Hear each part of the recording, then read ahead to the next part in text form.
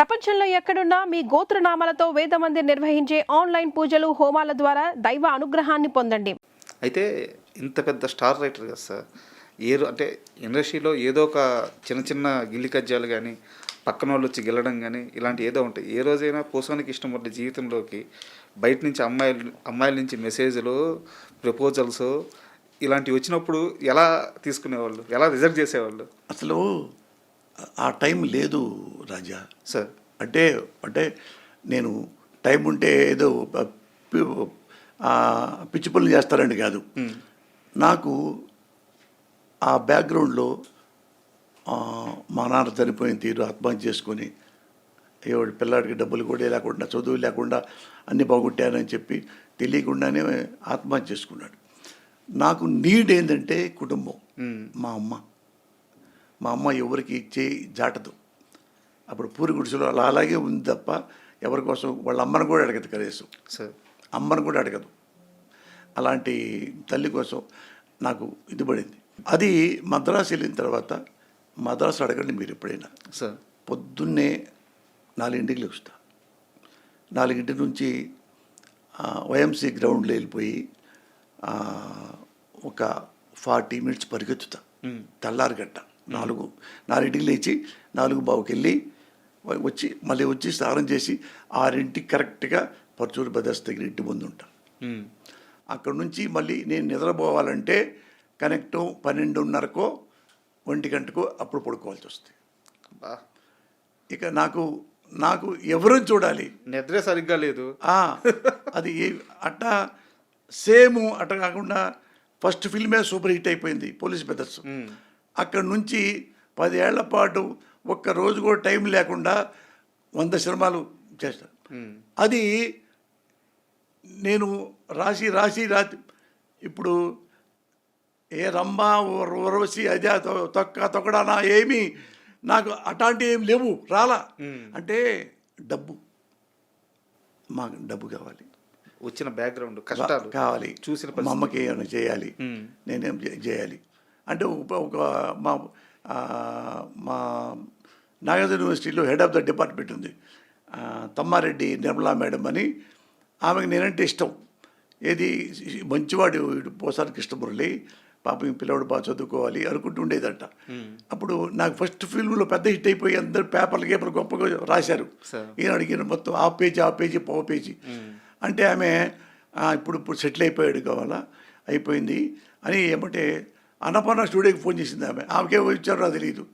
నేను అప్పటికే ఒక్క సినిమా అవ్వగానే 14-15 సినిమాలు చేతుల నిండా ఉన్నాయి, ఏం చేయాలి తెలియట్లా.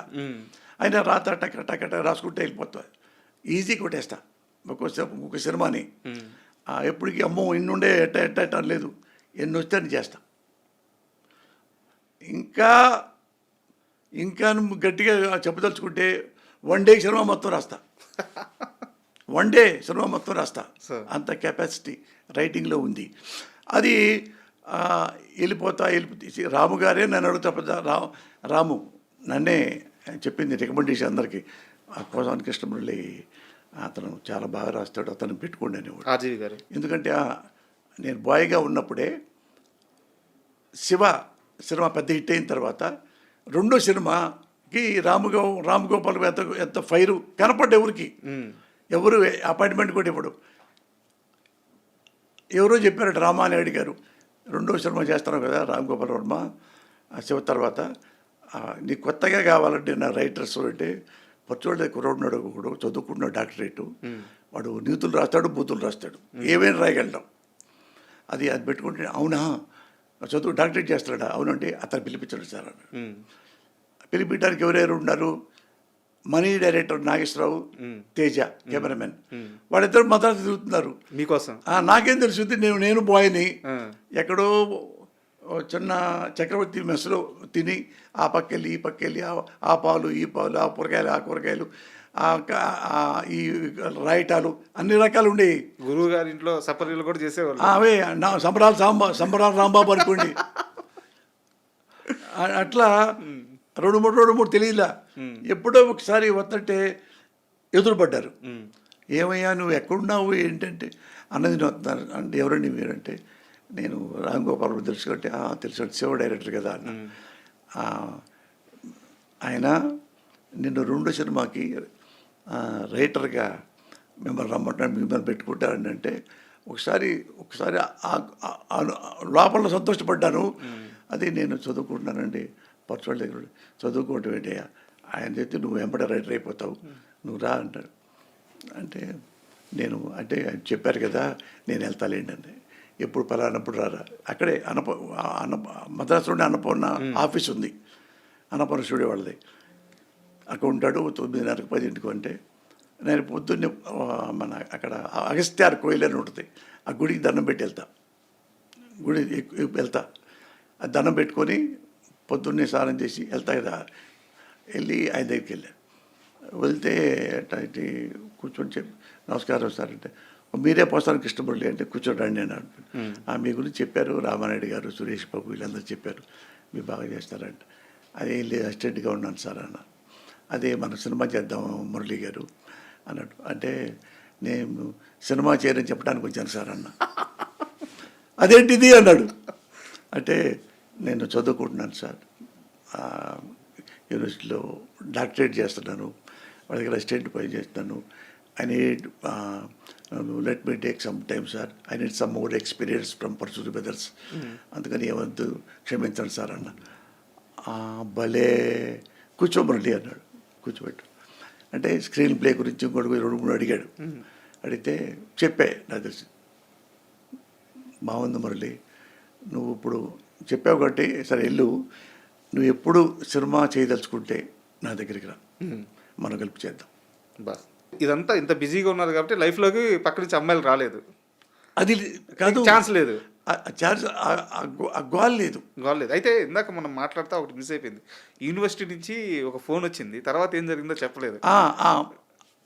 ఈ టైంలో వాళ్ళు మన ఇది ఆపరేటర్ వచ్చి చెప్పాడు, సార్ ఎవరు నిర్మలా మేడం అంట, Tammareddy Nirmala madam assistant professor అంటే యూనివర్సిటీ, ఫోన్ చేస్తున్నారు మీరు రమ్మన్నారు సార్ అంటే నేను షాక్ అయిపోయా. మేడం గారు నాకు ఇప్పుడు ఎందుకు చేస్తున్నారు అనుకున్నా. మళ్ళీ ఆపరేటర్ దగ్గరికి వెళ్తే మళ్ళీ వచ్చింది, మేడం నమస్కారం అంటే, కృష్ణమురళి బాగున్నా అంటే, లేదు ముఖ్య విషయం చెప్తున్నాను, నేను నీకు ఒక అమ్మాయిని చూసా, ఒక అమ్మాయి నేను చూశాను, వాళ్ళ ఇంటికి వెళ్ళి ఆ అమ్మాయి చదువుకుంది బీఎస్సీ బిఎల్లో, మంచి అమ్మాయి నాకు నేను సర్టిఫై చేస్తున్నా, నువ్వు ఆ అమ్మాయిని చూసుకో, నీకు సూటబుల్ అట్లా చెప్పేస్తుంది గబగబా. తమ్మారెడ్డి భరద్వాజ గారి కజిన్ సిస్టర్. ఓకే అవును, తమ్మారెడ్డి ఆమె. అయితే నేను ఆ టైం కూడా లేదు, అలాగే అయితే మేడం అలాగే మేడం అన్న, మరి నువ్వు ఎప్పుడు చూస్తావు అంటే మీ ఇష్టం మేడం అన్న. ఆయన ప్రొఫెసర్ కదా, అప్పట్లో మాట్లాడలేను, అట్లా మాట్లాడేవాడిని కాదు. ఆయన వాళ్ళంటే నేనంటే ఇష్టం, తల్లితో సమానం ఆమె.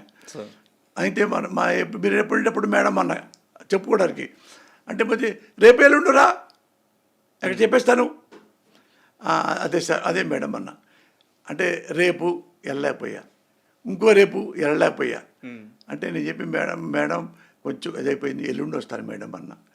అంటే వాళ్ళతో చెప్పిందంట, ఈయన పెళ్లి చేసుకోవడానికే రాలేకపోతాడు, తాళే కట్టుకుంటాడమ్మా